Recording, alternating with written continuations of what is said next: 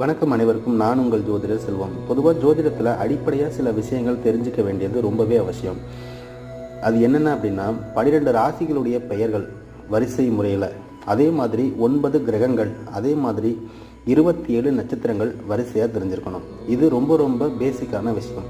அதுக்கப்புறம் கிரகத்தோட காரகத்துவம் இருக்குது, பாவத்துடைய காரகத்துவம் இருக்குது, ராசியினுடைய காரகத்துவம் இருக்குது.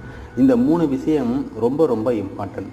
இதில் நீங்கள் பேசிக்காக தெரிஞ்சிக்க வேண்டியது இந்த 12 ராசிகளுடைய பெயர்கள் மற்றும் கிரகத்துடைய பெயர்கள், 27 நட்சத்திரங்களுடைய பெயர்கள். இது கூகுள்லேயே ஈஸியாக கிடைக்கிது. இதை திருப்பி திருப்பி சொல்ல வேண்டாம் அப்படிங்கிறது என்னுடைய கருத்து. இதை நீங்கள் எப்படி வேணாலும் தெரிஞ்சுக்கலாம். ஆனால் நாம் இதுக்கப்புறம் வரக்கூடிய வீடியோக்களில் ஜோதிடத்தை பற்றின அடிப்படை விஷயங்கள்லேருந்து